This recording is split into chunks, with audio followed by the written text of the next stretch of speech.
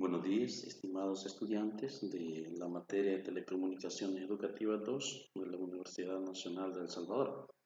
En esta oportunidad vamos a discutir y a socializar la unidad número 3 sobre las telecomunicaciones y su relación con el desarrollo de competencias en diversas áreas del aprendizaje. También vamos a ver otro contenido que se va a llamar, o que se llama, mejor dicho, la supervisión y soporte a distancia.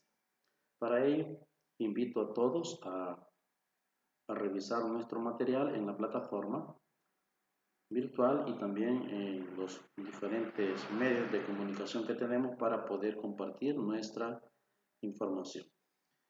El objetivo de esta unidad es identificar las competencias en diversas áreas del aprendizaje que se desarrollan al utilizar las telecomunicaciones. Para ello, quiero presentar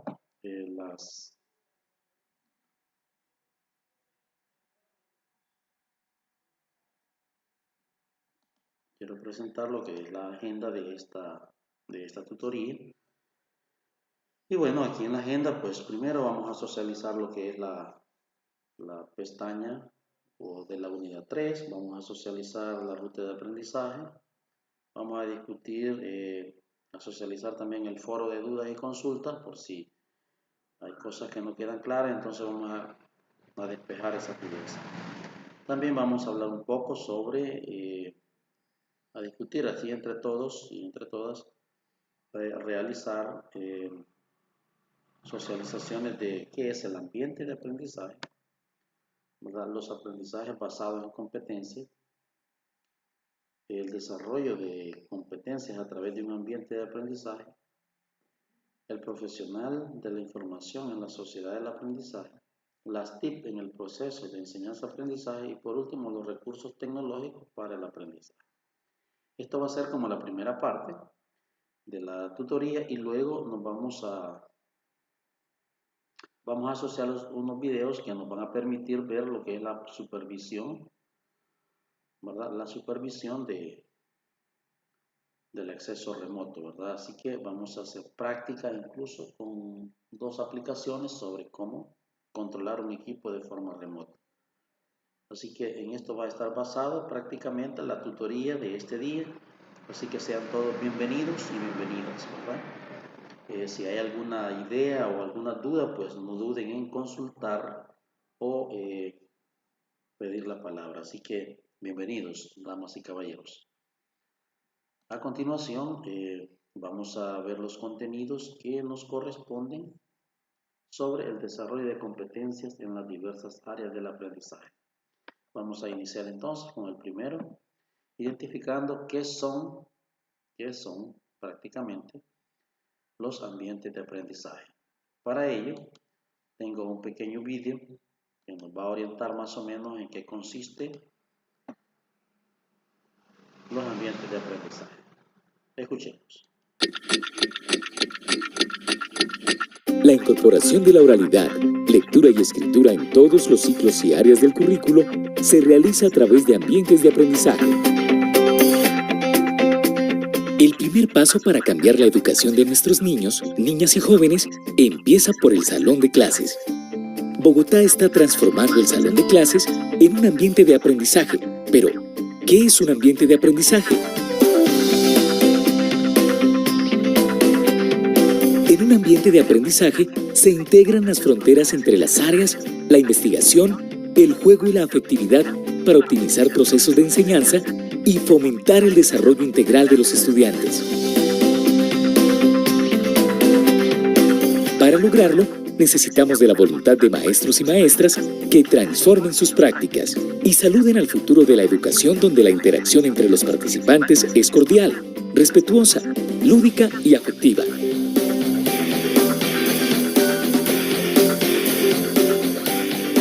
A través de los ambientes de aprendizaje, le damos prioridad a la curiosidad natural del estudiante y no a la memorización de datos.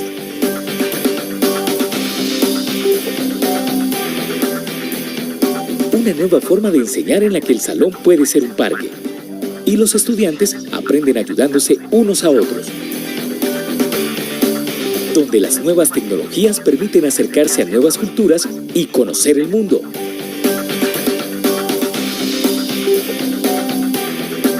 Con esta apuesta por la educación, el salón de clases se disfruta tanto como el recreo y el aprendizaje adquiere sentido para la vida.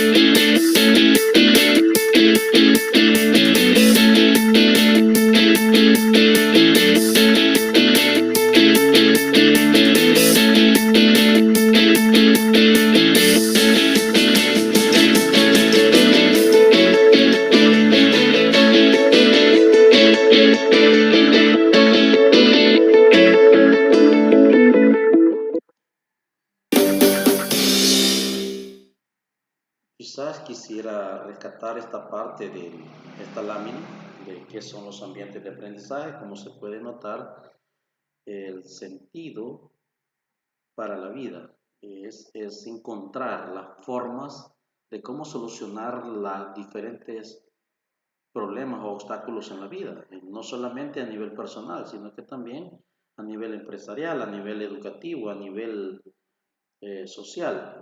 La idea acá en los ambientes de aprendizaje es apoyarse y colaborarse, ¿verdad? También ya no requiere de aquella técnica como antes, de poder aprenderse toda la posible información, ¿verdad? Y sabérsela de memoria. Ya en estos campos, en estos ambientes de aprendizaje, las formas son distintas porque ya se van utilizando otros métodos, otras técnicas para poder ir socializando y no necesariamente aprendiendo todo, ¿verdad? Aprendiendo solo de memoria, como era la educación bancaria allá en aquellos tiempos, ¿no? Bueno, que de hecho a veces en las escuelas esto todavía te lo exige. Sin embargo, ya es una técnica que va quedando desfasada. Así que invitarlos a todos y a todas a ir aprendiendo, ¿verdad? No necesariamente tienes que aprenderte toda la información, sino que solo lo tenés como apoyo. Por eso tenés los recursos, ¿verdad? Para poder apoyarte en dichos recursos, ¿verdad? Y así de esa manera poder desarrollar y solventar las posibles dificultades en las diferentes áreas, ¿verdad? Y ahí hablábamos sobre el área de formación integral, ¿verdad? Hablábamos de la transformación de la disciplina, de la investigación, ¿verdad? De una serie de la afectividad, de los juegos que pueden existir entre ellos, ¿verdad? Entonces, los ambientes de aprendizaje van cambiando, deberían de irse adaptando a las nuevas formas de aprendizaje y de socialización en el mundo. Para eso,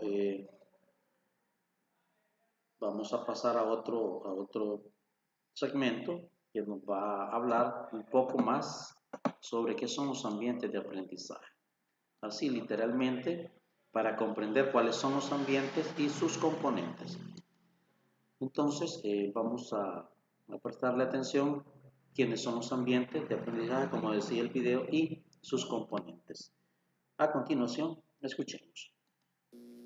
Juan y Paco se encuentran en un pasillo de la escuela. Hola Juan. Hola Paco, ¿cómo estás? Un poco preocupado.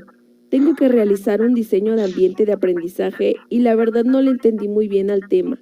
No te preocupes Paco, yo puedo explicarte un poco de qué es un ambiente de aprendizaje y sus componentes. Sí, por favor, me ayudarías mucho.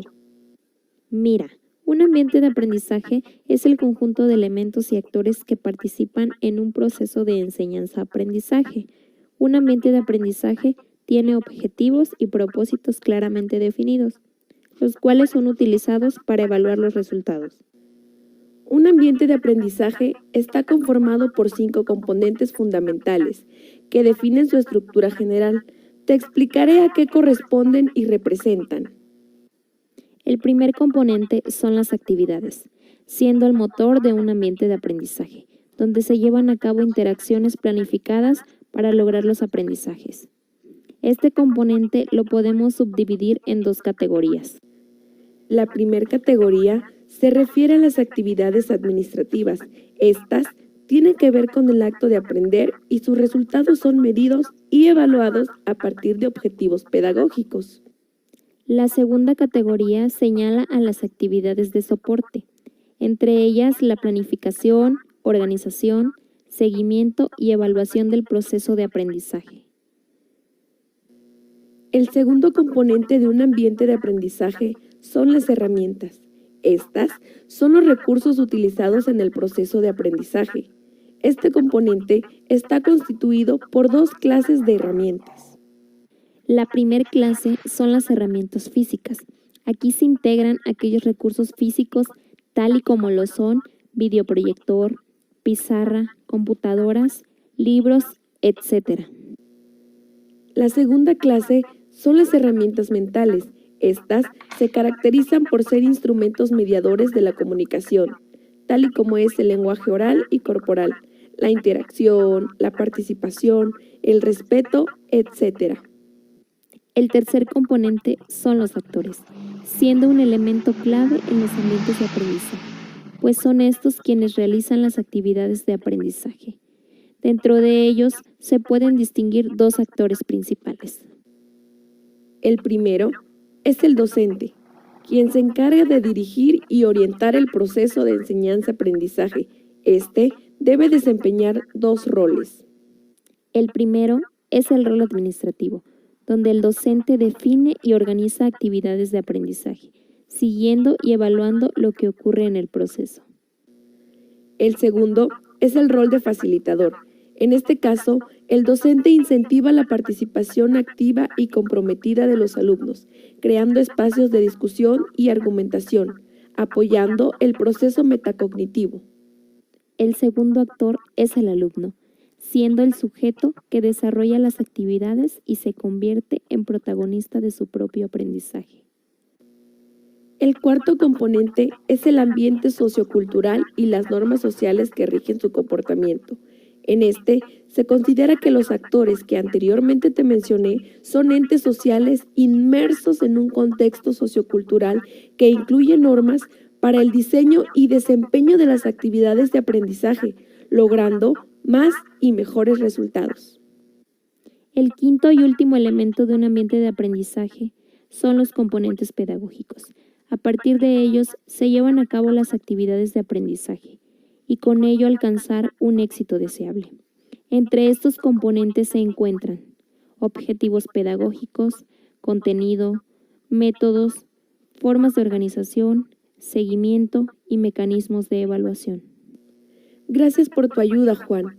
Has aclarado mis dudas y complementado mi conocimiento de una forma clara y concreta. Ahora sí podré realizar con más facilidad mi diseño. Paco se dirigió a la biblioteca para adquirir un mayor aprendizaje y con ello entregar un buen trabajo.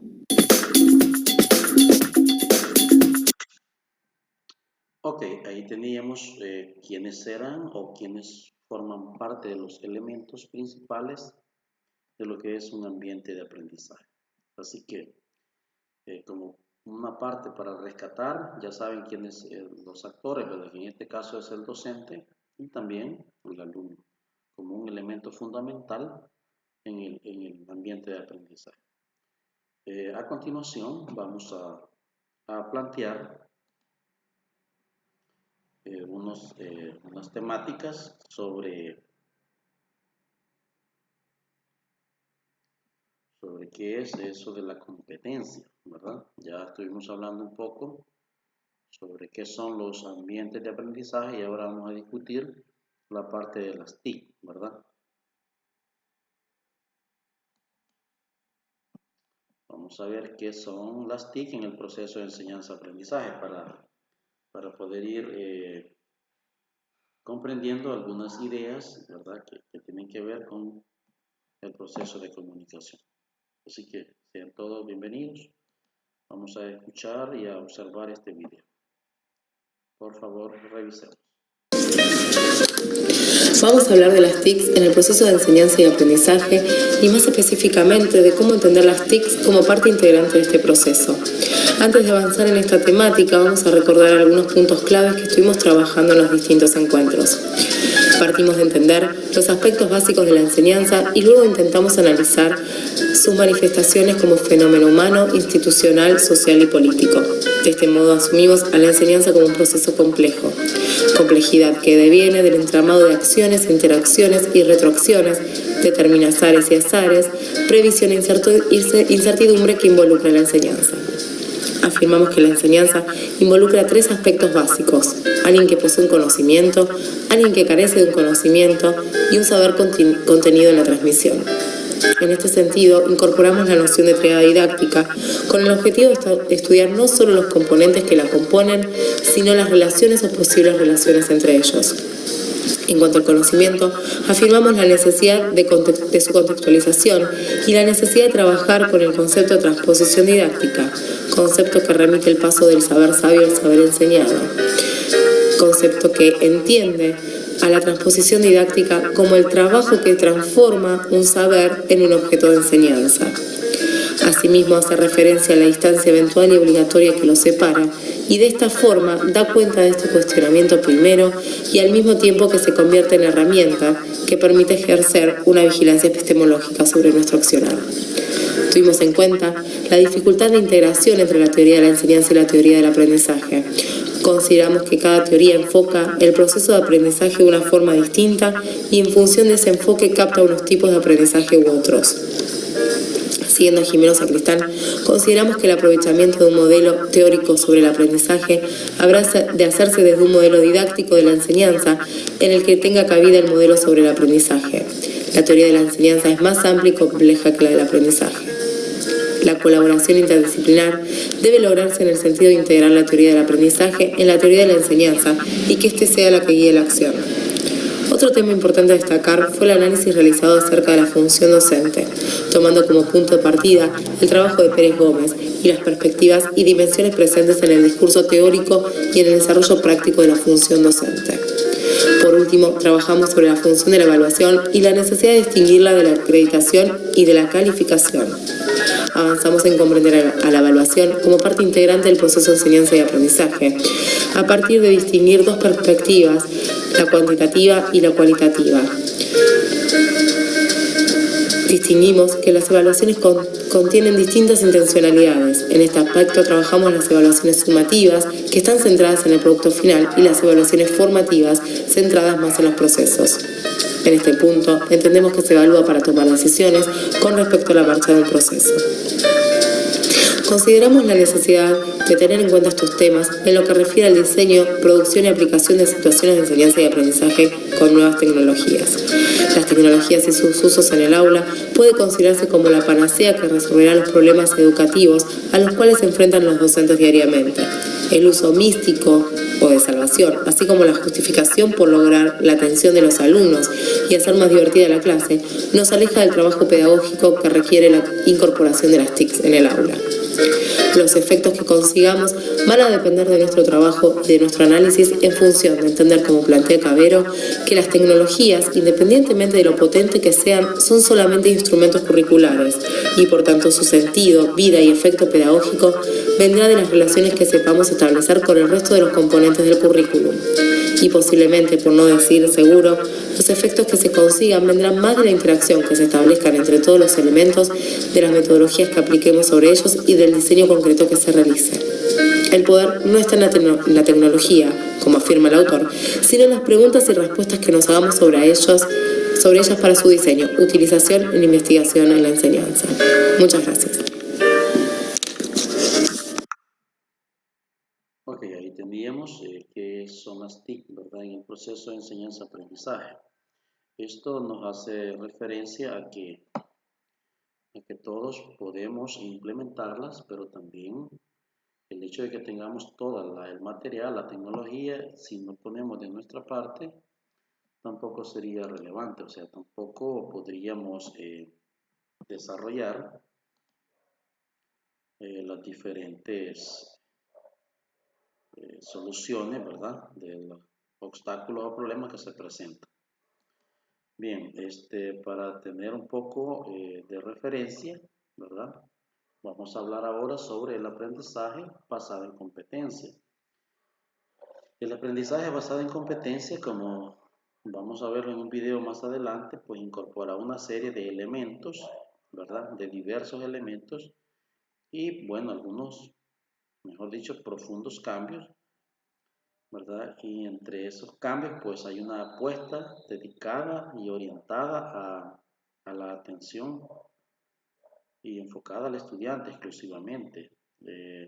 La competencia o el aprendizaje basado por competencia es el arte de desarrollar sus actividades de forma autónoma, ¿verdad? De la mejor manera posible. La finalidad, pues, es realizar y actuar de la mejor manera posible con garantía de éxito.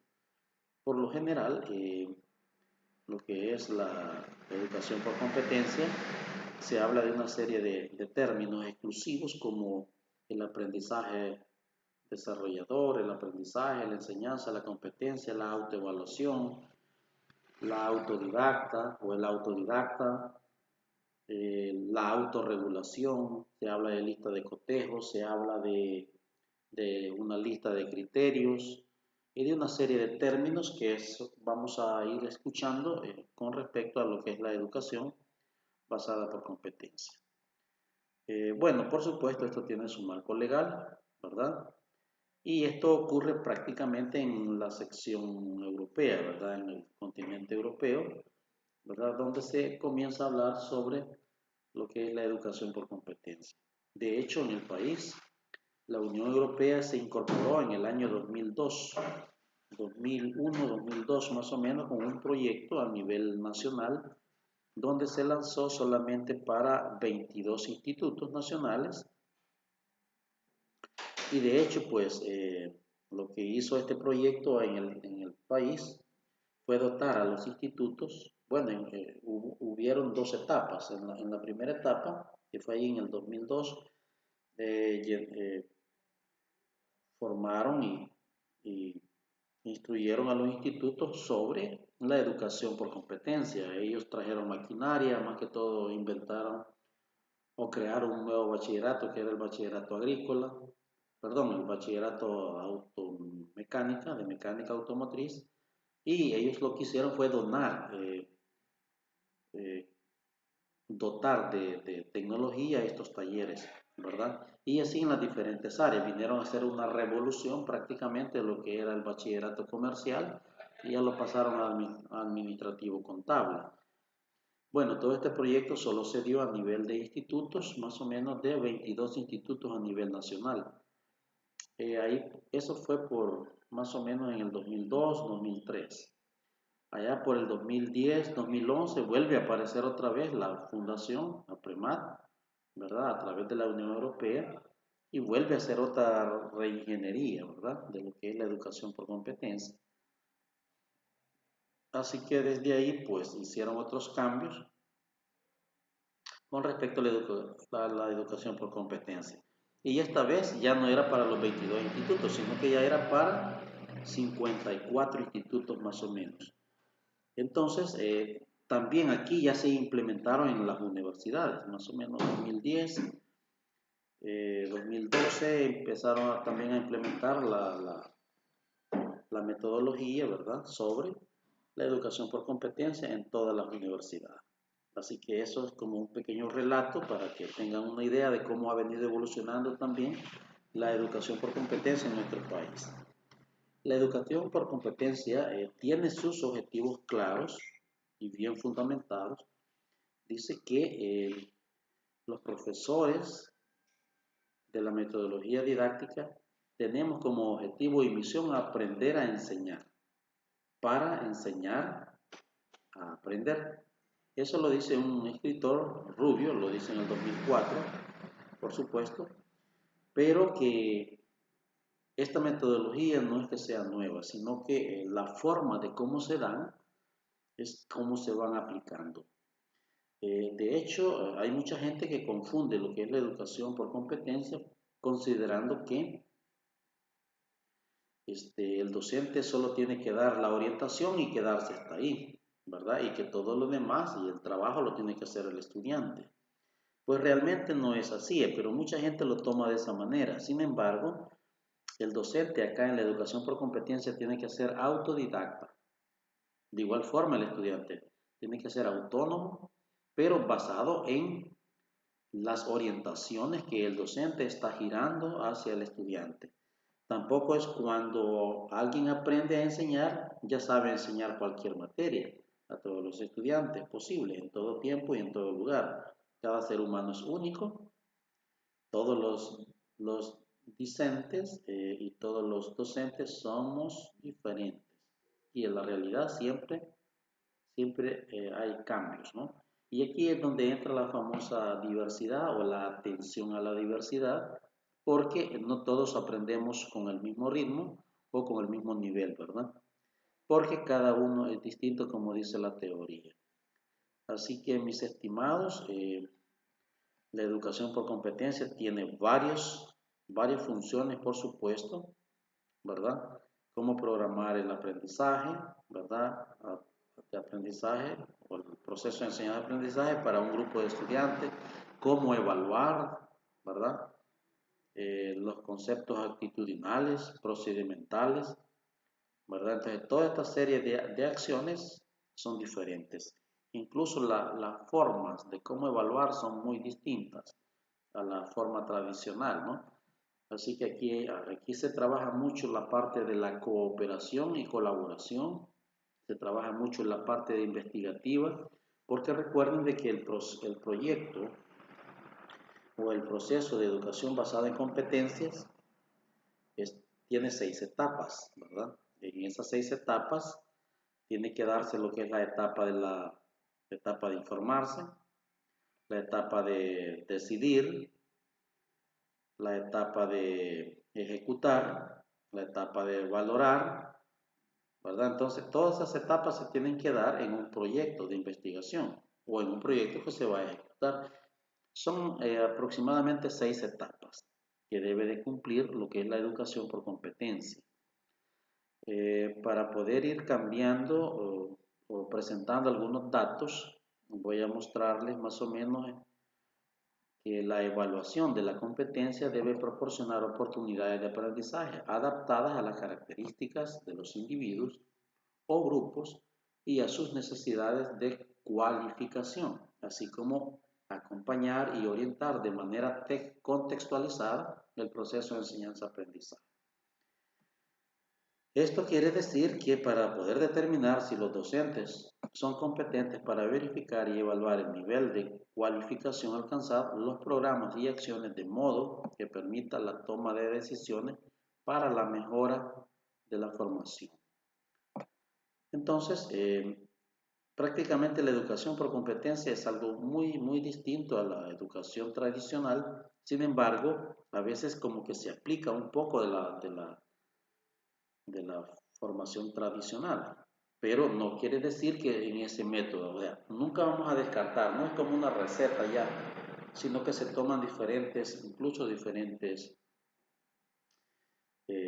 factores, ¿verdad? Diferentes enfoques pedagógicos en la parte de educación por competencia, considerando y evaluando la disponibilidad y la diversidad de los chicos y chicas que pueden aprender de diferentes formas y maneras. Ahora, ellos tienen su propia forma, porque la evaluación es imprescindible como un proceso de autorregulación, pero no solamente para eso, sino que también para mejorar el ámbito de docente. En tal sentido, se aporta que la evaluación no es simplemente una actividad técnica o neutral, sino que construye o constituye un elemento clave en la calidad del aprendizaje, ya que adicionalmente o condicionará su profundidad y el nivel, ¿verdad? Según la taxonomía de Bloom, que hay que hacer una serie de elementos claves.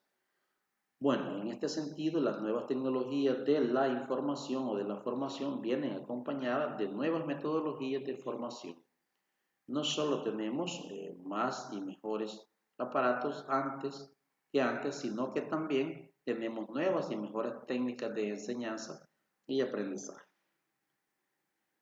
Incluso así van apareciendo nuevas metodologías como la kinesiología, la educativa, la programación neurolingüística, ¿verdad? Que van haciendo énfasis en lo que es la educación por competencia.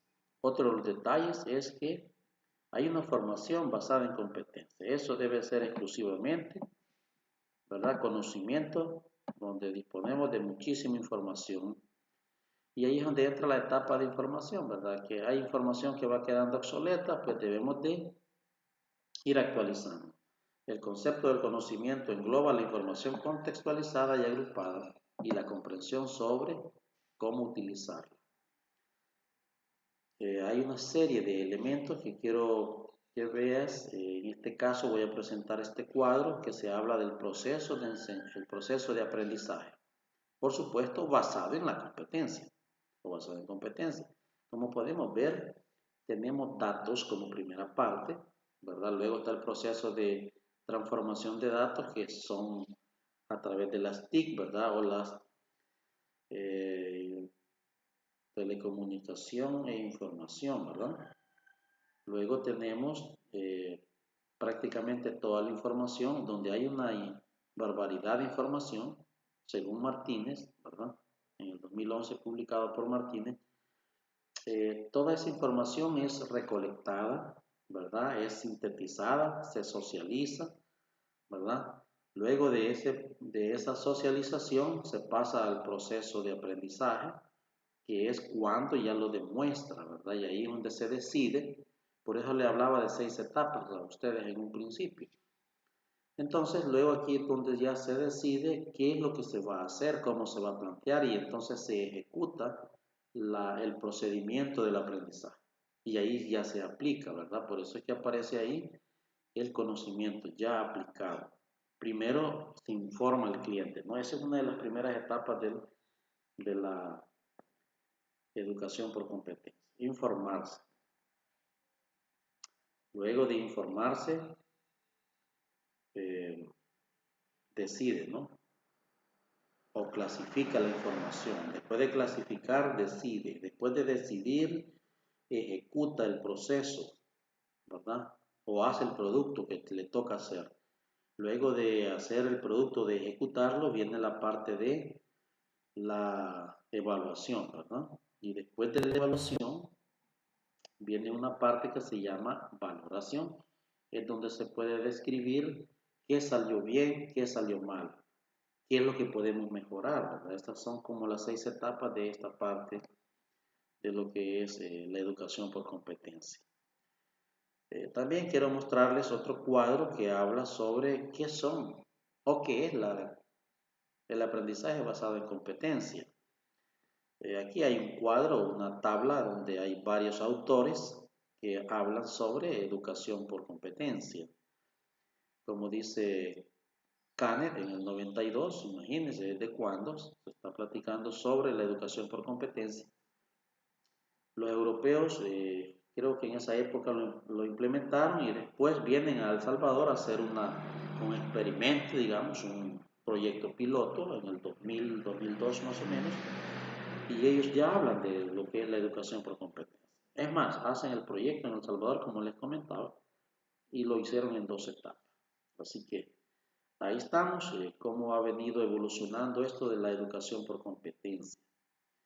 Ok, según Canet, dice que es el grado de utilización de conocimientos, habilidades en el buen juicio, asociado a la profesión en todas sus situaciones que pueden confrontar el ejercicio de la práctica profesional. También tenemos otro señor ahí que habla, Stefano Jorge, en el 98, dice que la educación por competencia es la integración de conocimientos, habilidades, cualidades personales y comprensión utilizadas adecuadamente y efectivamente tanto en el contexto familiar como en circunstancias de nuevas y cambiantes situaciones. Entonces, este concepto es más apegado a, como les decía hace rato, que es la capacidad de éxito de cómo actuar e interactuar con las diferentes situaciones que se puedan dar, ¿verdad? Y así, pues, hay otros autores que hablan, ¿verdad? Sobre, no se los voy a leer todos, pero ahí está en pantalla, ¿no? Así que quiero pasar a parte de esto. Dice que la educación por competencia es como cuando se articulan los conocimientos conceptuales, procedimentales y actitudinales. Estos tres elementos son claves.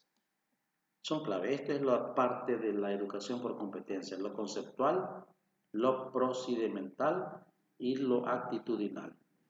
Esos tres elementos son como el pilar de la educación por competencia. Ok, entonces ahora voy a plantear otra parte de lo que es la educación por competencia. Quiero mostrarles un cuadro por acá cuáles son las herramientas para la evaluación de competencias docentes, dice acá, pero prácticamente es para evaluar al estudiante. Sin embargo, también nos cae nuestro poquito, ¿no?, a nosotros como docentes en la educación por competencia. Existen varios factores que favorecen la objetividad y que por tanto servirán para combatir la subjetividad en la evaluación. Lo más destacables son: un juicio atento supone que el no perder ningún detalle de la conducta se pretende evaluar, la capacidad de análisis de las conductas observadas, el ánimo sereno o estabilidad emocional. Entonces, todos estos elementos son como claves. Si ustedes se fijan, los tres tienen que ver primero con el juicio atento. Dice, ¿qué es eso? Es como decir la parte conceptual, ¿no?, lo que él sabe, la información, el conocimiento que tiene. Luego aparece la capacidad de análisis de las diferentes conductas o procesos. Aquí viene como una parte de qué es lo que debo hacer, ya cómo voy a actuar, cómo voy a ejecutar o cómo voy a elaborar un producto. Y en el último, cómo debo de estar de forma emocional, es decir, la actitud, cómo debe ser mi actitud. Entonces, estos tres elementos también se enfocan en lo que ya decíamos anteriormente, ¿verdad?, que era sobre las tres formas, ¿verdad?, que o los tres pilares de la educación por competencia, ¿verdad?, que ya decíamos que era la parte conceptual, aquí están, la parte conceptual, la procedimental y la actitudinal. Entonces, basado en esos pequeños conceptos que hemos visto, quiero presentarles a ustedes un pequeño video que nos va a hablar sobre qué es el aprendizaje basado en competencia. Para tener una idea más clara, vamos a observar y analizar este pequeño video sobre la educación por competencia. Escuchemos.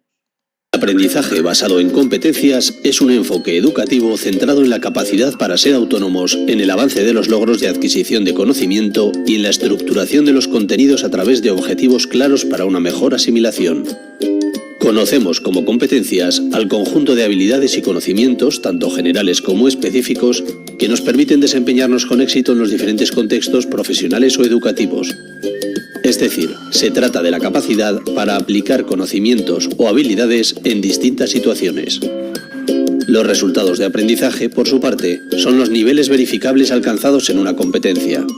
Se trata de qué sabemos, los conocimientos, y qué sabemos hacer con esos conocimientos, lo que llamamos destrezas. En ADR Formación, cada autor dispone de acceso a un sistema de desarrollo de contenidos donde puede establecer todos los parámetros de las competencias y sus resultados de aprendizaje del modo más rápido y eficaz, disfrutando de herramientas que le ayudarán a comprobar que todo el contenido está correctamente representado en esta estructura.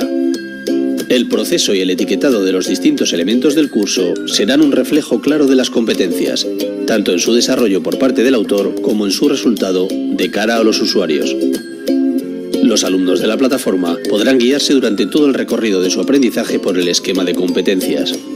En el índice de los cursos tienen el primer acceso a esta información de forma global.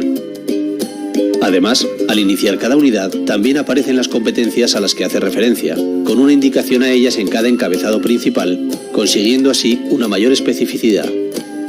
Las actividades prácticas que pueden encontrar durante la realización del curso también dispondrán del reflejo de las competencias que se desarrollan en ellas. En definitiva, ADR Formación presenta una plataforma educativa en la que tanto los autores de los contenidos como los alumnos que estudian dichos contenidos se encuentran inmersos en el sistema de aprendizaje de competencias, un método centrado en los alumnos y en su proceso de adquisición de conocimientos, de forma que la aplicación de los mismos sea real y efectiva. Ok, ahí teníamos una parte, un pequeño segmento sobre lo que es el aprendizaje basado en competencias. Espero haya quedado claro, ¿verdad?, sobre los procesos que se llevan a cabo en la educación por competencia. Muy bien, a continuación vamos a ver, a revisar otro material que tiene que ver con los recursos tecnológicos, ¿verdad?, en el proceso de enseñanza-aprendizaje. ¿Cuáles son los recursos tecnológicos y didácticos que pueden, que se pueden utilizar, ¿verdad? Así que vamos a ver un poco el material. Voy a plantearlo por acá. ¿De qué se trata, no? Ahí tenemos el material, los recursos tecnológicos para el aprendizaje móvil, el famoso M-Learning, ¿verdad? Vamos a hablar un poco de qué es eso, del M-Learning. Vamos a hablar también del e-learning, que es el que más es conocido comúnmente como e-learning. Pero también tenemos el learning, el b-learning, que es otro que no hemos planteado, ya lo vamos a discutir, ¿verdad? También está el c-learning, el p-learning, el u-learning, ¿verdad? Son una serie de conceptos que tenemos que entenderlos para no confundirnos.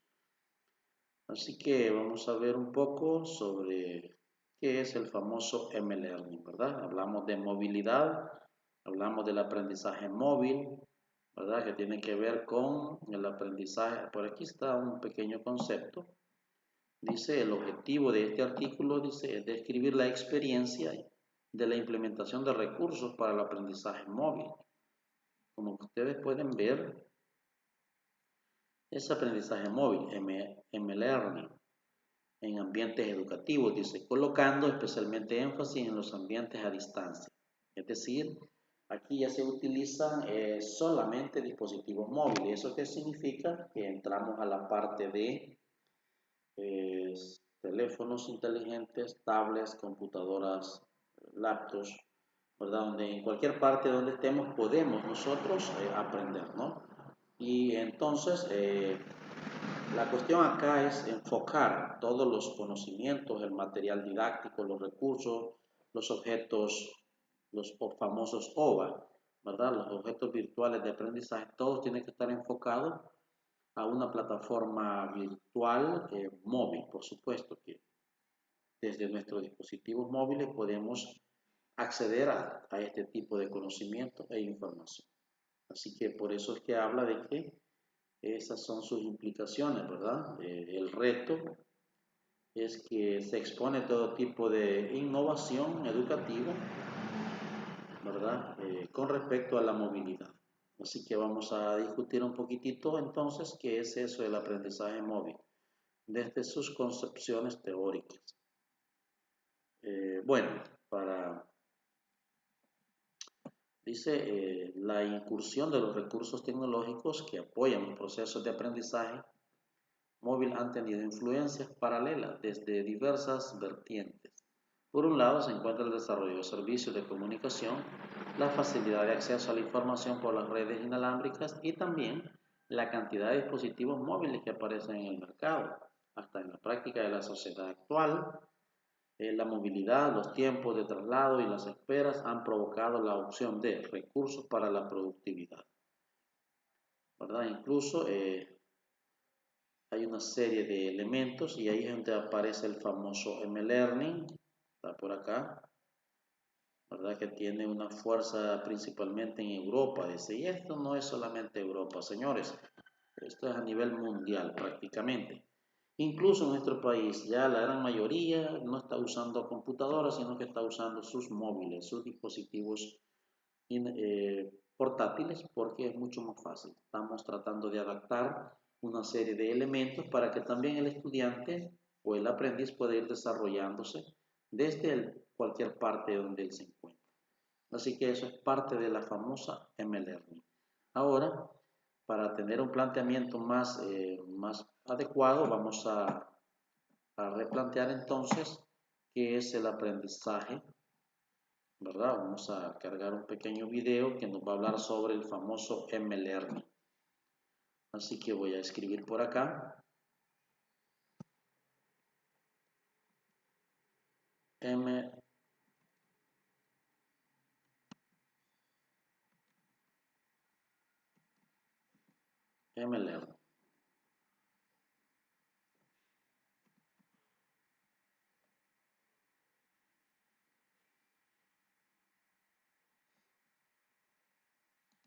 Vamos a ponerle, ahí está.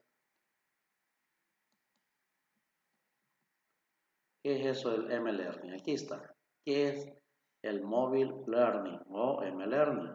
Las buenas prácticas y algunos ejemplos para poder contribuir al material que teníamos en pantalla.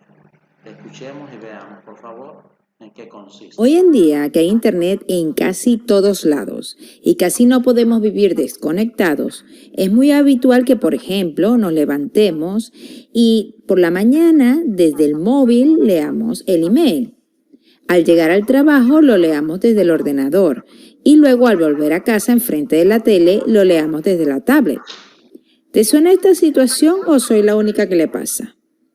Pues lo mismo, pasa con la formación e-learning.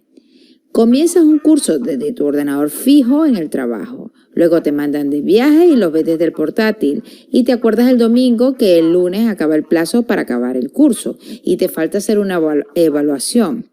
Pero te da flojera encender el ordenador, así que desde tu tablet te conectas al curso y haces la evaluación. Y el sábado, mientras llevabas a los niños al parque, aprovechaste para ver el vídeo del módulo 5 del curso. Actualmente existe una gran movilidad para que los alumnos estudien desde diversos dispositivos. Pero muchas veces los cursos en línea no están preparados para que los estudiantes tengan esa movilidad, para ver los cursos cuando quieran y desde donde quieran. Esto nos lleva a una realidad, y es que los cursos online deben poder realizarse desde ordenadores fijos y desde dispositivos móviles. Teniendo en cuenta esto, debemos retroceder a la fase cuando se diseña un curso y añadir: el curso que queremos impartir, queremos que se vea desde ordenadores y dispositivos móviles o solo desde dispositivos móviles. Al añadir esta variable me surge la pregunta: entonces no es lo mismo. Si solo queremos que nuestra formación o curso sea realizada desde dispositivos móviles, estaremos hablando del mLearning, una variante del e-learning. La diferencia principal entre e-learning y mobile e-learning es que el e-learning, la formación podrá ser consumida, realizada y o impartida a través de ordenadores y dispositivos móviles. En cambio, en el mobile e-learning, la formación podrá ser consumida, realizada y o impartida a través de dispositivos móviles. A la hora de diseñar nuestros contenidos para mLearning, tenemos que tener en cuenta que hay varios aspectos metodológicos que cambian. Entre ellos encontramos visualización del contenido. Habitualmente, las pantallas de dispositivos móviles son más pequeñas que una pantalla de un ordenador fijo. Esto lo debemos tener en cuenta para que haya poca información en la pantalla con botones que permitan ampliar información y navegar con fluidez. Cursos cortos y o unidades didácticas cortas y gamificadas. Se recomienda que los contenidos sean cortos. Hay que tener en cuenta que el usuario tendrá periodos cortos para la realización de la formación y puede que incluso esté en movimiento, con lo cual las unidades del curso, incluso el curso en sí, se recomienda que pueda hacerse en periodos muy breves de tiempo. Podría ser interesante la implementación del microlearning o la gamificación. Hay casos como la aplicación Duolingo, que tiene un curso bastante largo de inglés, pero todas las unidades didácticas están pensadas para realizarse en minutos, de forma que haces el curso poco a poco. Te motivan a seguir continuamente mediante la utilización de gamificación. Utilizan muchísimos premios. El alumno realiza el curso poco a poco y de una forma muy motivada. Interactividad. Una clave a la hora de desarrollar apps de formación es usar funcionalidades tales como el GPS, la cámara, acelerómetros, etc., que hará que la formación sea dinámica y diferente a lo que se puede realizar desde un ordenador. A demanda. Este tipo de formación funciona muy bien para enseñanzas concretas y permite el autoestudio, que se puede comenzar y realizar cuando el alumno quiera. Autoevaluaciones. Como el alumno querrá formarse en cualquier momento y a demanda, es recomendable que el alumno pueda autoevaluarse sin la intervención de un tutor. Acceso y conectividad. Cuando diseñamos una formación M-Learning, tenemos que tener en cuenta dónde se ejecutará. ¿Será un sistema operativo Android, Apple, Kindle o otro? Hay que tener en cuenta la capacidad de almacenamiento y la velocidad de descarga de los dispositivos. Para el alumno es sumamente cómodo formarse con la sola utilización del móvil o tablet. Por lo general, el M-Learning se consume a través de apps que se descargan e instalan en el móvil o la tablet. Hay miles de apps con cursos gratuitos y de pago. Esto que estamos viendo ahora mismo es una app que es un perfecto ejemplo de lo que es el M-Learning. Es una app que yo me descargué desde el Google Store y la instalé en mi móvil de Android.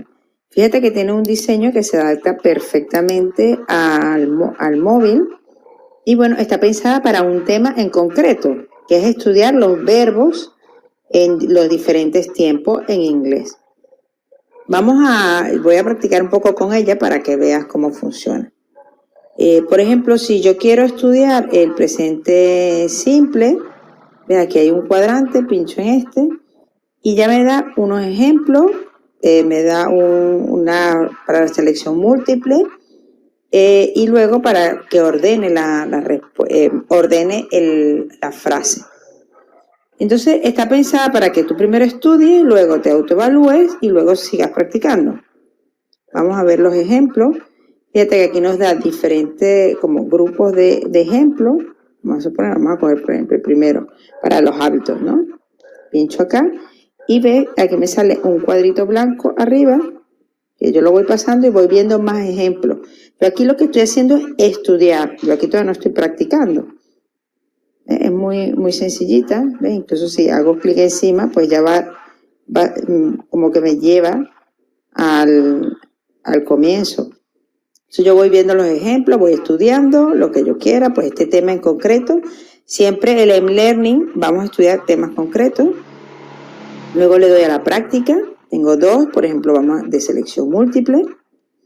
Ok, ya tenemos ahora sí una idea más concreta de lo que es el famoso Mobile Learning o M-Learning, ¿verdad? Las prácticas y la forma de cómo se trabaja en el M-Learning. También quiero presentar otro pequeño video ya no sobre el M-Learning, sino que el famoso B-Learning o Blended Learning, ¿verdad? Así que veamos en qué consiste. Fíjense bien, ya llevamos el Learning, el M-Learning y ahora vamos a hablar un poco sobre qué es el Blend Learning. Blend o B-Learning, B-Learning. Así que veamos, es prácticamente el aprendizaje combinado, ¿verdad? Escuchémoslo para poder tener una visión clara de esta otra forma de aprendizaje. Un caso sobre Blended Learning. Miguel y Eduardo recibieron una buena y una mala noticia. La buena es que la empresa donde trabajan está a punto de vender 2 proyectos estratégicos y los han elegido como los nuevos directores de proyectos responsables. Los nuevos directores de proyectos se sienten halagados y reconocidos por tal oportunidad. Por fin, su jefe ha visto su capacidad. La mala noticia es que nunca han dirigido un proyecto de ese tamaño. Pero, ¿qué tan difícil puede ser dirigir un proyecto? Ambos coinciden en la necesidad de capacitarse en las técnicas del PMBOK Guide. Miguel elige un curso tradicional con un instructor que le explicará las prácticas de dirección de proyectos en 5 días en un salón de clases. Eduardo, en cambio, decide capacitarse con el método de aprendizaje combinado, o Blended Learning, una combinación de diferentes técnicas y métodos que promete un mayor aprendizaje. Como no tienen tiempo que perder, Miguel comienza de inmediato su capacitación presencial. Durante 5 días, 8 horas diarias, un instructor se para frente a Miguel y al resto de los estudiantes explicándoles una gran cantidad de conceptos. Miguel se siente abrumado con tanta información. Eduardo inicia su capacitación Blended Learning con pequeños videos de 5 a 10 minutos donde aprende los temas introductorios durante sus ratos libres. En total, la primera semana, invertirá entre 3 a 5 horas únicamente, mientras que Miguel habrá dedicado 40 horas, más el tiempo para transportarse. Después de 5 días intensos de curso para Miguel, termina su capacitación. Se siente abrumado con tanta información. Lo único que le reconforta es saber que su capacitación ha sido mucho más intensa que la de Eduardo, por lo que cree que Eduardo no tendrá oportunidad de vencerlo. Lo que no sabe es que el lunes siguiente habrán pasado ya 2 días desde que completó su estudio, y el cerebro de Miguel habrá olvidado poco más del 50% de lo que vio en su curso, según lo demuestran estudios sobre el aprendizaje. Es como si en lugar de tomar un curso de 40 horas, hubiera tomado un curso de 20 horas, aunque el precio sigue siendo el mismo. Eduardo, en cambio, ha estado contestando pequeños cuestionarios en línea para validar los conocimientos aprendidos. Su jefe tiene curiosidad de saber cuánto avanzó cada uno en su preparación. Sabe que tiene que esperar a que terminen sus cursos para saberlo, pero recibe un correo con un acceso a un panel de control gerencial donde puede revisar en línea los avances que Eduardo va teniendo en su preparación con el aprendizaje combinado o Blended Learning. En el caso de Miguel, tendrá que esperar para preguntárselo directamente, como siempre lo ha hecho cuando capacita a un empleado. A la semana siguiente, Eduardo inicia una segunda fase de capacitación dentro del método Blended Learning. En este caso corresponde a una fase de capacitación presencial de 5 días. Eduardo sale satisfecho por lo aprendido durante su primer día de la fase presencial. De camino a su casa toma el metro y utiliza su celular para resolver cuestionarios sobre los temas que vio durante el día. Esto le permite identificar los puntos que no le han quedado claros, para poder resolverlos al día siguiente con el instructor. De noche, ya en su casa, consulta una serie de tarjetas de estudio o flashcards en su iPad, con los temas que ha visto hasta ese momento. El cerebro de Eduardo recibe esta práctica como una señal para entender que la información recientemente aprendida es importante para Eduardo, por lo cual la coloca en un lugar fácil de acceder dentro del mismo cerebro, en su memoria de largo plazo. De esta forma, cuando necesite utilizar ese conocimiento en su proyecto, podrá recuperarlo fácil y rápidamente. A mitad de la fase presencial, Eduardo tiene que faltar a media clase para solucionar un problema en su trabajo, por lo que se pierde 2 temas importantes. Afortunadamente, Eduardo tiene acceso a videos interactivos para poder estudiar las sesiones que se perdió ese día. Al finalizar cada sesión en video, es evaluado por medio de cuestionarios que le permiten identificar las dudas que podrá presentar al día siguiente al instructor. pasado 2 semanas desde que Eduardo comenzó su capacitación y ha tenido la oportunidad de aprender con microlearning, con aprendizaje móvil, con lecciones presenciales y ha podido repasar con tarjetas de estudio y cuestionarios por medio de su tableta, sin importar dónde se encuentre. Incluso ha tenido acceso a un asesor en línea por medio de un foro. Las técnicas utilizadas le permiten a Eduardo tener hasta ese momento alrededor de un 80% de retención, mientras que Miguel, quien lleva una semana de haber terminado su curso presencial, solo recuerda alrededor de un 20%. Los dos proyectos comienzan un mes después de que ambos comenzaron con su capacitación. Miguel ya no recuerda con qué actividades debería de comenzar la dirección de su proyecto. En cambio, Eduardo, quien ha tenido acceso a los videos de todas las sesiones, así como diferentes recursos para repasar lo aprendido, sabe perfectamente cómo debe de comenzar. Pues, además, como parte de su capacitación, recibió un paquete de ayudas para el trabajo que le permiten comenzar de una forma más sencilla. Por ejemplo, cuenta con todo un paquete de plantillas para los diferentes documentos que tiene que elaborar para su carpeta de proyectos. De ahí toma un plan de trabajo, una especificación de requisitos e incluso una plantilla de minuta para documentar los acuerdos de las reuniones con el cliente. El proyecto de Miguel, al contrario, no se define claramente. Los tiempos y costos no tardan en desviarse, el equipo de trabajo tiene todo tipo de problemas que Miguel no sabe cómo resolver y la empresa pierde mucho dinero. Y si las cosas siguen así, podría perder un cliente importante. El cliente del proyecto de Eduardo lo felicita por el orden que llevan sus proyectos. Incluso le pide algunos consejos sobre la forma de llevar sus proyectos internos. El proyecto de Eduardo termina con bastante precisión y calidad, con la promesa del cliente de contratar a la empresa para desarrollarle más proyectos. Por lo pronto, Eduardo es el nuevo director de proyectos en jefe por el éxito obtenido en su proyecto gracias a su capacitación Blended Learning. Si necesitas capacitación para ingenieros de software o directores de proyecto con Blended Learning. Ok, chicos, ahí teníamos un ejemplo de lo que es el famoso Blended Learning, ¿verdad? O el B-Learning. Así que es el aprendizaje combinado, ¿verdad? El cual ya estábamos discutiendo anteriormente. Bueno, ya llevamos prácticamente hablando del e-learning, del M-learning y ahora del Blended, así como el B-learning. También está el famoso C-learning, que es el aprendizaje basado en la nube y colaboración. C-learning, así se llama, o el cloud, que significa nube, aprendizaje en la nube. Y también está el famoso P-learning, ¿verdad? Que también es el aprendizaje personalizado. Y también hay otro que se llama el U-learning, el aprendizaje universal, ¿verdad? Que es hacia donde todo el mundo vamos y será en el futuro.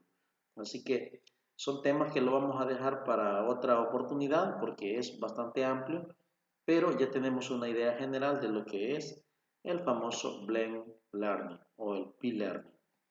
Ok, a continuación vamos a presentar entonces un pequeño video que nos habla sobre,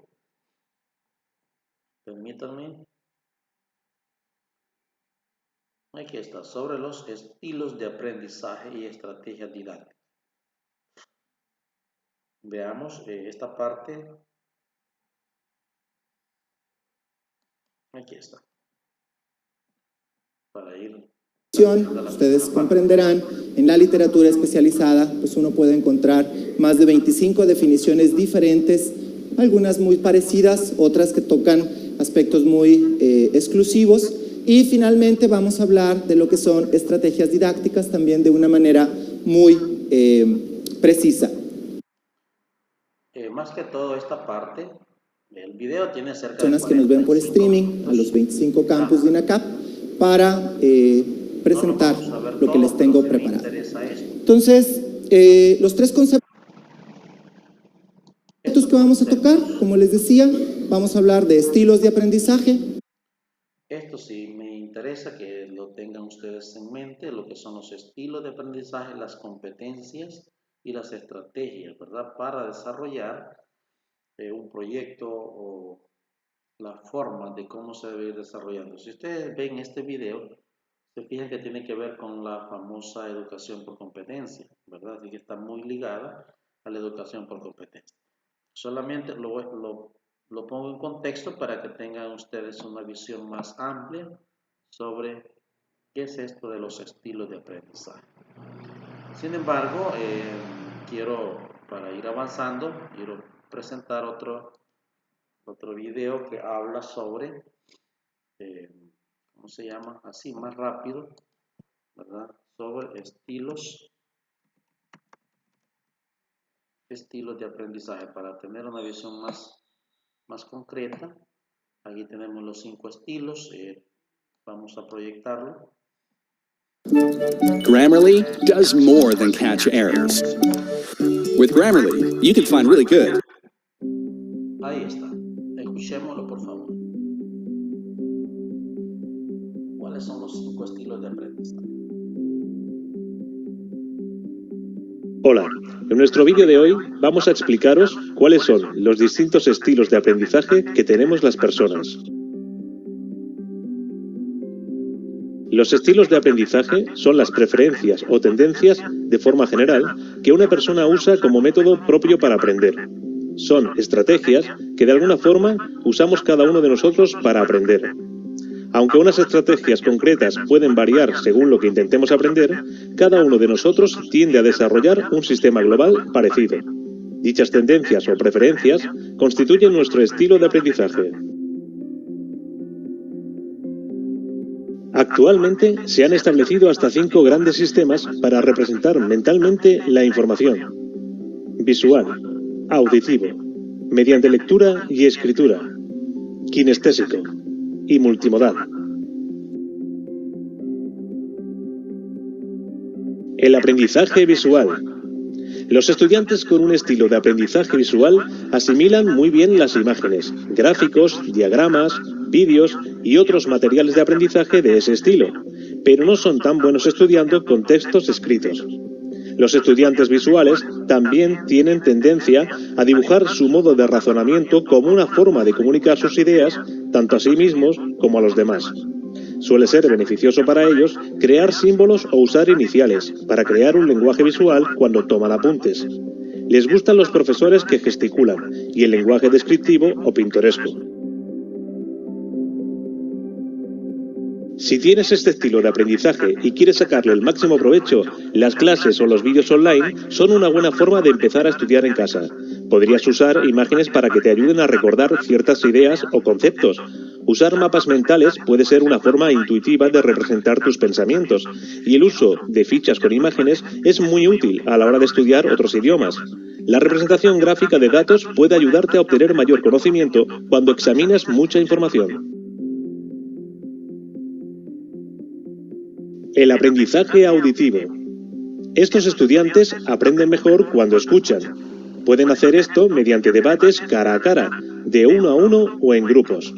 También son buenos aprendiendo en clases, en las que los profesores son buenos comunicadores. Son, de forma general, más lentos leyendo que los estudiantes de otros estilos de aprendizaje.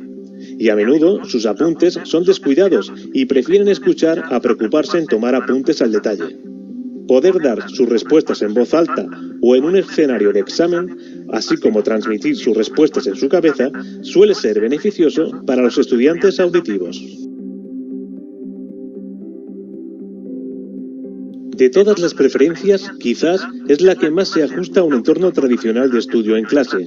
Sin embargo, esto no significa que no haya nada que puedas hacer para sacar más rendimiento a tus estudios. El uso de recursos de audio, como podcast, clases o la radio, podrían serte de gran ayuda en tus estudios. Los estudiantes que se apoyan en el aprendizaje auditivo de manera significativa se benefician del uso del software de reconocimiento de voz, que requiere que te apoyes en tus apuntes de clase verbalmente. Mediante lectura y escritura. Este tipo de estudiantes aprende mejor leyendo o escribiendo. Se sienten extremadamente cómodos con información que es presentada en un formato textual como listas, folletos, libros o manuales. A menudo toman apuntes palabra por palabra y aprenden más fácilmente de profesores que incluyen mucha información en las frases que pronuncian. Cuando se les presenta información visual, aprenderán mejor si convierten la información en textos o especialmente en listas. Para poder sacar el máximo provecho de este estilo de aprendizaje, además de tomar apuntes en clase, puedes usar recursos de texto online. La red está llena de ebooks, artículos y ensayos que afortunadamente son además de fácil acceso. También puedes beneficiarte del uso de fichas, siempre y cuando contengan texto. Leer y releer tus apuntes te da una ventaja significativa, ya que estos te ayudan a recordar el contenido de forma muy rápida. El aprendizaje kinestésico. Estos son estudiantes que aprenden haciendo, manipulando y tocando. Son los que suelen adoptar el enfoque más práctico. Esto no quiere decir que actúen antes de pensar, tan solo significa que consiguen entender mejor al llevar las cosas a la práctica y analizar las cosas por sí mismos. Necesitan estímulos externos para no perder interés. Prefieren pensar en global antes de entrar en los detalles. Los que aprenden mediante la práctica también toman apuntes, aunque sea tan solo para mantener sus manos ocupadas, pero expresan sus ideas y conceptos en su propio lenguaje, a diferencia de los que tan solo copian lo que el profesor dice.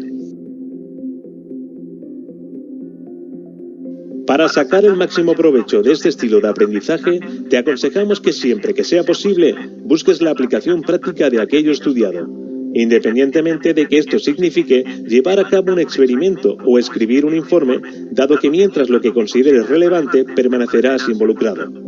Para estudiar, debes crear un entorno de inmersión en el que operar.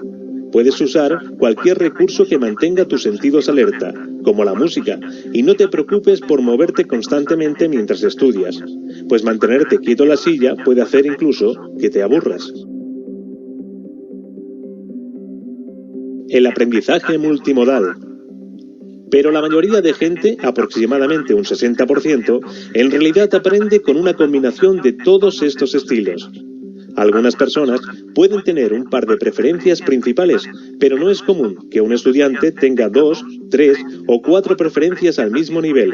Siempre hay una que sobresale más que las otras. La ventaja de conocer tus preferencias a la hora de aprender es que puedes jugar con tus fortalezas y aprovechar mejor tu tiempo. Asimismo, cuando los estudiantes tienen una idea clara sobre cómo quieren recibir la información, el profesor puede reaccionar en consecuencia. Y cuando nuestras preferencias de aprendizaje son tenidas en cuenta para diseñar el entorno, los estudiantes se involucran y aprenden más y mejor. Ok. Parece que ahora sí nos quedó claro entonces cuáles son los estilos de aprendizaje y cuál es el objetivo que esto conlleva en cada uno de los estudiantes. Y que de hecho nosotros como docentes estamos obligados a identificar estos tipos de aprendizaje, porque basado en estos tipos de aprendizaje podemos adaptar nuestros contenidos, nuestros objetos virtuales de aprendizaje para que para ellos se les facilite el proceso de enseñanza-aprendizaje. Así que estimados, esa era una parte crucial sobre los estilos de aprendizaje. Así que a continuación quiero presentar también, ya para ir entrando en calor con respecto a la segunda parte de la tutoría, sobre cuál es el proceso para el acceso remoto de los dispositivos. ¿Cómo se hace eso? Bueno, vamos a practicar con un programa que se llama Supremo y el programa Team, ¿verdad? Vamos a hacer una práctica, pero antes de eso quiero presentar un video sobre el famoso top de los 5 programas para control remoto. Así que veámoslo por favor.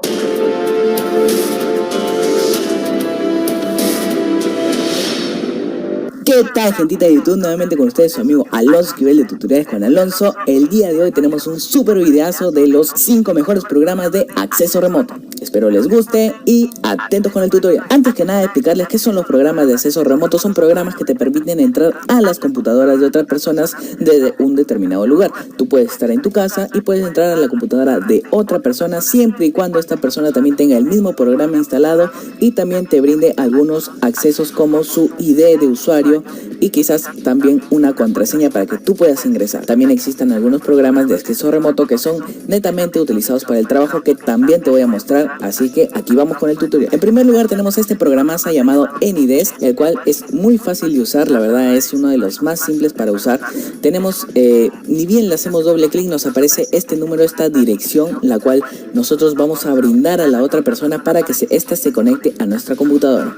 Si es que nosotros nos queremos conectar a la computadora de otra persona, esta otra persona debe tener también el AnyDesk y nos debe brindar su número o su ruta, así como la que tenemos acá. Esa persona nos brinda su ruta, pongámosle un ejemplo, y nos vamos a dar clic automáticamente en conectar. Este programa lo podemos utilizar sin instalación o con instalación. Como ustedes pueden observar, en esta parte de acá nos permite instalar AnyDesk en nuestra computadora. Vamos con el siguiente programa, que es Supremo, uno de los mejores también, por eso está en este top. Vamos a dar simplemente doble clic. Nos permite también ejecutar el Supremo simplemente o también instalarlo. También podemos usarlo sin instalación, así como el AnyDesk. Vamos a darle clic en ejecutar y acá nos va a dar nuestro ID y una contraseña, ¿ok?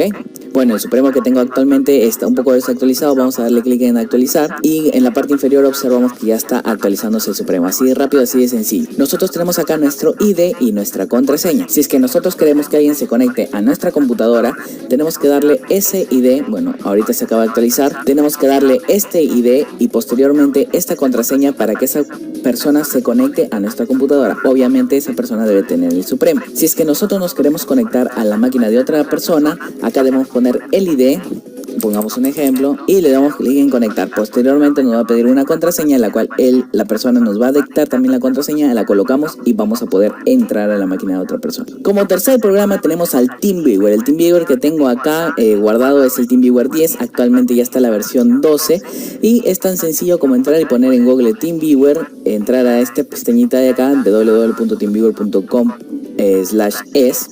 Nos va a abrir la página TeamViewer y vamos a poder descargar el TeamViewer, la versión más reciente, la más actualizada. Quizás este video los estés viendo en 2018 y el TeamViewer obviamente ya tiene una versión mejor.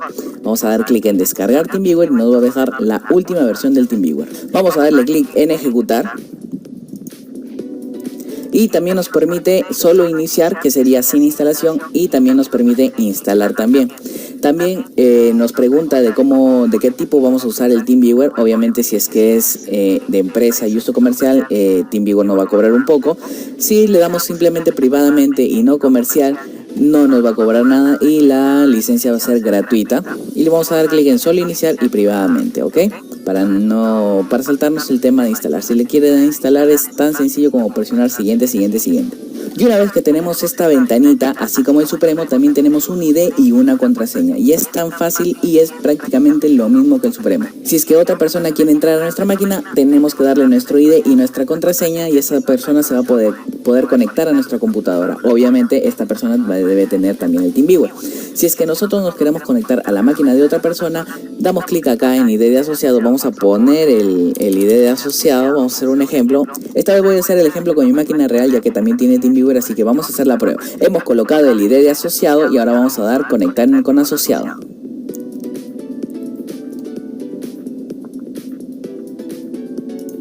Nos ha pedido la contraseña, ponemos 3348, que es mi contraseña, y iniciar sesión. Automáticamente va a cargar la pantallita y como ustedes pueden observar, ha cargado la página de mi computadora real que está acá. Y obviamente ha cargado también con todo lo que tenemos ahí, ¿no? Tenemos la máquina virtual y todo se superpone. Ok, vamos a dar clic en cerrar. Eso era para hacer la prueba. Como ustedes pueden ver, TeamViewer, Supremo y Genides son programas que normalmente los usuarios estamos acostumbrados a usar. Son programas sencillos de usar, son fáciles y la instalación no es mucho problema. Ahora vamos con los programas difíciles, ya que son un poco para trabajos. Ahí tenemos que ver algunas direcciones IP. Si eres un usuario no informático, hasta acá está bien el tutorial. Estos 3 programas te van a servir en lo que tengas pendiente. Y bueno, acá vamos ahora con la parte más difícil, que son los programas que utilizan direcciones IP y que son más que todo para trabajo, ¿ok? Tenemos aquí el programa Radmin Server y Radmin Viewer. Es un programa excelente para las personas que trabajan en empresas grandes, donde tienes que estar controlando las máquinas de prácticamente todos los usuarios. Lo que vamos a hacer es lo siguiente: el Radmin Server se instala en la máquina a la cual tú quieres ingresar. Tú tienes tu máquina de sistemas y las de los usuarios son las 50 más que puede ser que tú estés controlando, ¿ok? Entonces, en esas 50 más tú vas a instalar el Radmin Server y el Radmin Viewer lo vas a instalar en tu máquina, ¿ok? Puedes instalar el server también o puedes dejarlo de instalar. Sin embargo, es como te estoy recomendando, porque los usuarios que estén en esas 50 máquinas no deben tener acceso remoto. Solamente debes permitirse que tú puedas ingresar a sus máquinas. Así que vamos con la instalación. Primero vamos con el Radmin Server, ¿ok? Esto es lo que tú vas a instalar en las máquinas de las personas que tú vas a ingresar. Vamos a darle clic en Next, Install, y vamos a configurar los permisos de administrador. Esto es muy importante. Vamos a darle clic en Sí y acá vamos a ir a la parte de permisos. Radmin Security Permissions. Una vez acá, nosotros vamos a agregar nuestros usuarios. En el caso mío voy a ponerle a Esquivel, que es mi nombre. Vamos a ponerle una contraseña súper fácil: 123456, 123456. Vamos a ponerle OK y vamos a darle, esto también es muy importante, permiso a todo. Control total, ¿ok? Este es el usuario que vamos a utilizar nosotros desde el Radmin Viewer, que va a estar en nuestra computadora para ingresar a la computadora de todos los usuarios. Acuérdate que estamos instalando el Radmin Server ahorita, que es en la computadora a la cual nosotros vamos a ingresar. Vamos a darle clic en OK, vamos a dar clic en Exit y nos va a pedir que reiniciemos la computadora. Así que volvemos luego de un reinicio. Listo, chicos, ya estamos aquí. Como ustedes pueden observar, ya el Radmin Server se ha instalado en la máquina virtual. Tenemos acá Radmin Server que ya se ha instalado. Ahora vamos a proceder a hacer la instalación del Radmin Viewer. Este Radmin Viewer, acuérdense que tiene que ir en nuestra computadora, que va a ser la que vamos a observar a todas las 50 que tenemos en nuestro ejemplo. Vamos a dar doble clic en el Radmin Viewer. Vamos a dar clic en Next. Aceptamos la licencia. Next. Vamos a ubicar donde queremos instalar nuestro Radmin Viewer. Next, instalar. Y listo, una vez que tenemos instalado ya nuestro Radmin Viewer, clic en inicio y vamos a ir a todos los programas Radmin Viewer y tenemos acá el Radmin Viewer. En la parte de acá tenemos que asegurarnos de colocar las computadoras, las 50 computadoras que en nuestro ejemplo tenemos, ¿ok? Damos clic en la computadorcita de agregar, vamos a poner el IP de la máquina a la cual vamos a agregar, a entrar, a ingresar a las 50 máquinas que vamos a ingresar, 192.168 de ejemplo, .1.1, por ejemplo. Vamos a dar clic en OK, acá podemos poner un nombre, por ejemplo PCADM, y acá tenemos PCADM con el IP que queremos asignado. Una vez que damos doble clic acá, aparecerá esta ventanita donde vamos a colocar el nombre de usuario que pusimos, o sea, a Esquivel, y la contraseña que era del 1 al 6. Y así vamos a poder entrar a ese IP de esa máquina que hemos asignado. Acá vamos a ponernos a llenar todas las computadoras que hemos ingresado. También los podemos agrupar en carpetitas. Acá podemos poner New Folder, colocar una nueva carpeta, por ejemplo poner acá, no sé, finanzas, ubicarlas por carpetas a las computadoras, ¿no? Acá en finanzas pueden haber unas 10 computadoras, de ahí podemos poner otra, podemos poner no sé, sistemas, y así ir agregando todas las computadoras que tenemos para administrar. No se olviden, el Radmin Server va en las computadoras que vamos a ingresar y el Radmin Viewer en nuestra computadora, que va a ser la que va a observar las 50 computadoras. Y eso es todo con el Radmin Viewer. Ahora vamos a chequear el Ultra VNC, que es bien parecido al Radmin, sino que tiene una diferencia en la instalación. Vamos a ponerle acá el idioma inglés porque no tiene español. Vamos a darle clic en siguiente, vamos a aceptar los términos, Next, ubicamos dónde queremos instalarlo, siguiente, y acá va a ser la diferencia en la instalación. Y acá es donde vamos a seleccionar si es que va a ser server o si va a ser viewer. Entonces, así que no se olviden, el server es el que vamos a instalar en las máquinas donde nosotros vamos a ingresar. Así que acá tenemos Ultra VNC Server Only, ¿ok? Solamente server. Clic en Next, y no, esto no queremos Next, esto sí, también Next. Ya que tenemos que chequear esta casilla, registre el Ultra VNC Server as a System Service y crear acá System Driver Install, ¿ok? Esas dos. Nos va a salir al último, sé que sale un pequeño error de mensaje de driver, pero no se preocupen, el server se ha instalado correctamente. De nuevo quiero recargarles que el server se instala en las máquinas que nosotros vamos a ingresar y el viewer en la máquina desde donde vamos a ver las otras máquinas. Como ustedes pueden observar, acá me ha salido el errorcito, que esto ya sabía que iba a salir. Sin embargo, nos ha cargado de manera correcta. Acá tenemos el VNC Password, acá le vamos a cambiar. Vamos a poner 1, 2, 3, 4, 5, 6 y acá también 1, 2, 3, 4, 5, 6. Aquí el VNC nos brinda otras opciones, por ejemplo, a la máquina que vamos a ingresar, siempre normalmente se quita el tema de aero, o sea, el transparente de la barra de tareas, también el fondo se quita, se pone simplemente negro, entre otras cosas. Entonces vamos a darle en Apply una vez que cambiamos la contraseña, Apply y OK. Sí, de nuevo. Vamos a darle clic acá en Next y Finish, ¿ok? Y eso sería todo. Ahora vamos a ver cómo instalar el viewer, que prácticamente es lo mismo. Solamente vamos a tener que cambiar la opción en donde nos salía Server Only, aquí ponerle Viewer Only. Si quieren también le pueden poner Full Installation y se instalan los dos, el server y el viewer. Como ya instalamos el server, vamos a ponerle Viewer Only. Vamos a darle clic en Next de nuevo. Vamos a crearle un iconito del VNC. Obviamente en el otro no le hemos dado que cree los iconos porque el usuario no necesita ver que tenemos instalado el VNC, ¿no? Que vamos a entrar a su máquina. Vamos a darle clic en Next, instalar, Next de nuevo y Finish. Y como ustedes pueden ver acá, tenemos el iconito del VNC. Vamos a darle doble clic y acá en VNC Server es donde vamos a poner el IP de la máquina. Por ejemplo, 192.168.0.1. Entonces ponemos el IP de la máquina, le vamos a dar clic en conectar y nos va a pedir la contraseña que le hemos puesto del 1 al 6. Y eso sería todo. Así que muchas gracias chicos por ver el tutorial de hoy. Espero que estos 5 programas les haya servido. Los 3 primeros para un usuario normal y los 2 últimos para un usuario informático que necesita controlar las máquinas de su estación de trabajo. Así que gracias chicos.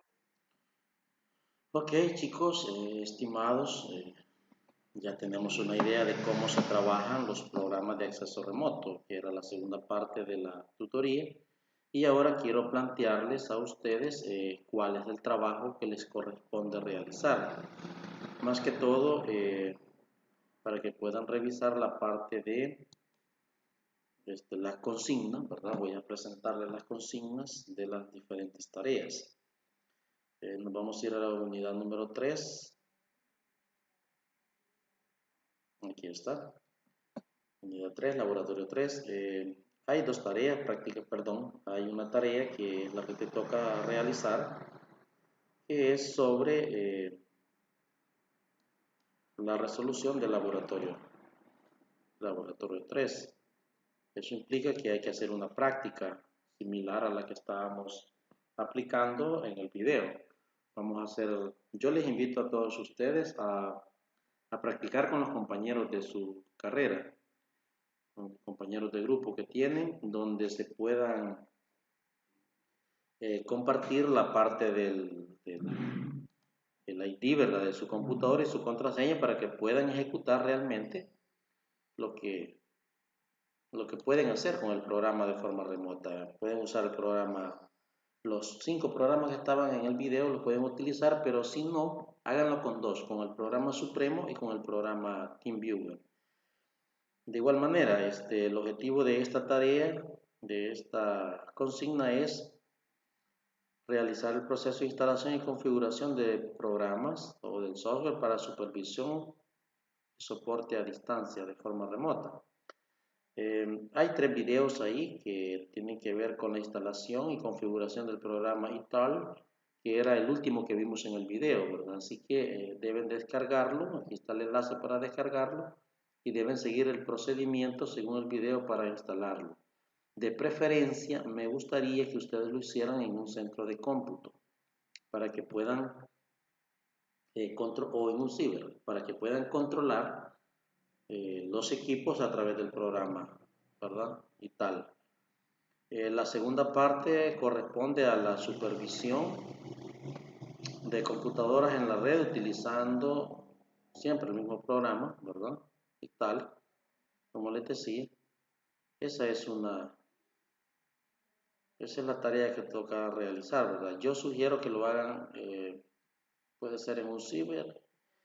Lástima que no podemos estar presentes en el centro de cómputo de la universidad, sino pues ahí lo pudimos o podemos realizarlo de forma práctica. Sin embargo, invitarles a poder desarrollar los otros ejercicios, ¿verdad? Utilizando los programas de supervisión.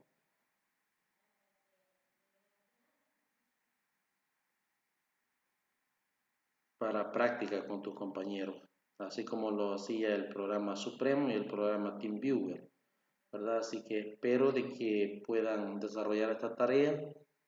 La tarea está para el día, déjenme ver, para presentarla.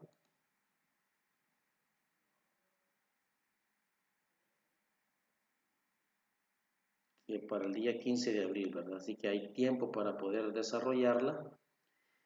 También decirles que aparte de realizar ese proceso de instalación, también tienen que hacer ustedes una parte. Aquí está, miren la primera parte.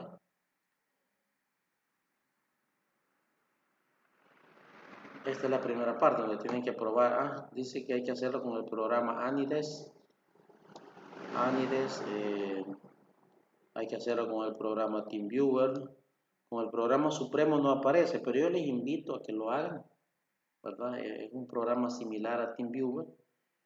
Entonces hay que hacer estas prácticas, ¿verdad? Ahí lo puedes hacer incluso con tus amigos o con un grupo de compañeros, ¿verdad? Lo que te decía. Aparte de eso, debes tener bien claro de que vas a verificar las características de cada equipo. Debes crear un video sobre el trabajo realizado y subirlo a un canal de YouTube. Vaya, o sea que al momento de hacer la práctica con estos programas, tenés que crear el video y poder compartirlo, ¿verdad? Lo otro, lógicamente pones pegar el enlace. Aquí hay otro detalle. Nota, dice, debes subir a la plataforma un archivo en Word con las capturas de pantalla, con la descripción de lo realizado en la parte 1 y en la parte 2.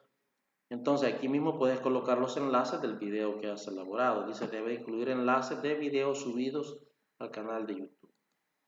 Entonces, mis estimados, este es el trabajo. Hay que entregarlo el día 15, miércoles 15 de abril. Ya lleva prórroga, así que no vayan a decir que le demos prórroga. Yo creo que tienen suficiente tiempo y espacio para elaborarlo. Así que, señores, eso sería todo. Muchas gracias por haber estado compartiendo con nosotros este espacio, ¿verdad? Sobre lo que es la tutoría número 3. Así que un cordial saludo a todos y esperamos de que la situación mejore, ¿verdad? Para que no vaya a pasar a más esta serie de dificultades que se tiene por la pandemia. Ok, chicos, un saludo a todos. Cuídense, cuiden a sus familias, acaten las orientaciones de sanidad de parte del Ministerio de Salud y todas las cuestiones que tienen que ver con esto del virus, ¿verdad? De la pandemia que se ha desatado en nuestro país. Así que, señores, buen día a todos, un saludo a todos. Hasta pronto.